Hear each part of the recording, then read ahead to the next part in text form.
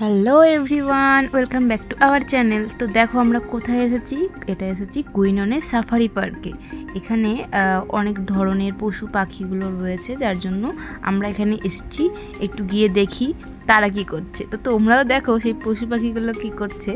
আর এখানে আমরা সবাই ঢুকেছি। প্রায় এখানে পার হেড করে লাগলো হচ্ছে 120 ভিএনডি করে, আর ইউভেনের জন্য লেগেছে হচ্ছে 70 ভিএনডি, যেহেতু ও বাচ্চা।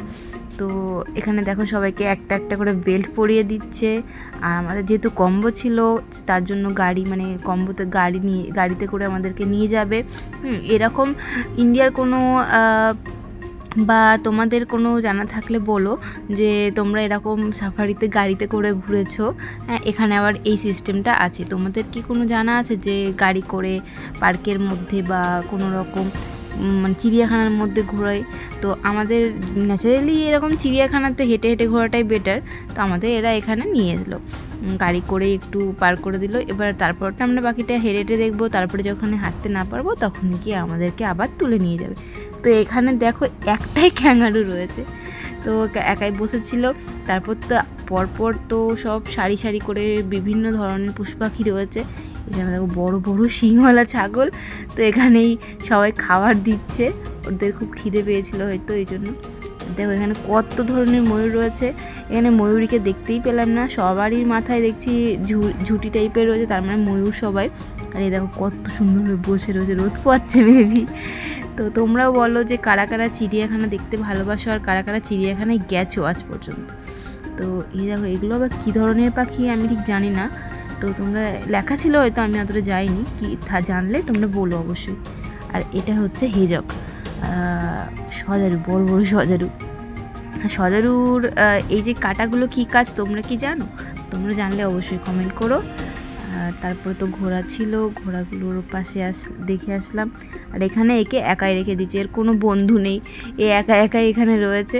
মেবি এ জলে পার করতে পারে না বলে একে মাঝদ্বীপের মধ্যে রাখা হয়েছে হয়তো।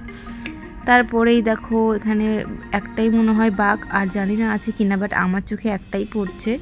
একা একা বাঘ মামা বসে রয়েছে। বাচ্চা ওই দেখো একটা গ্রিলেও রয়েছে মনে হচ্ছে।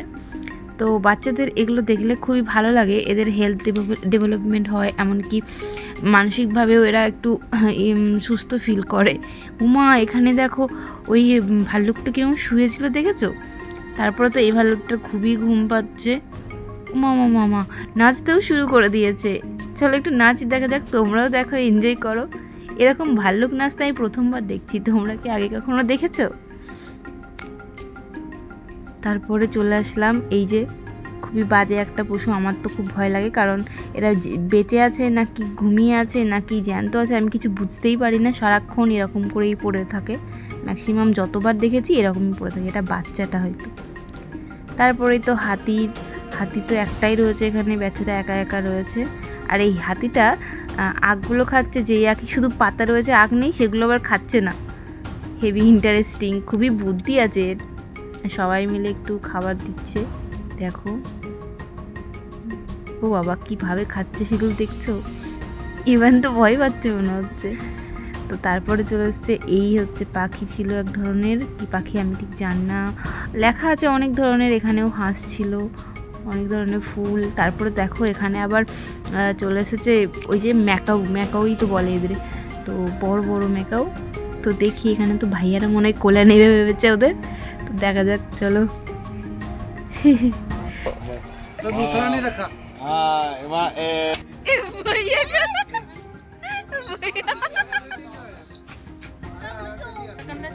Ồ nhưng mà cái móng của nó dài lắm tí ơi.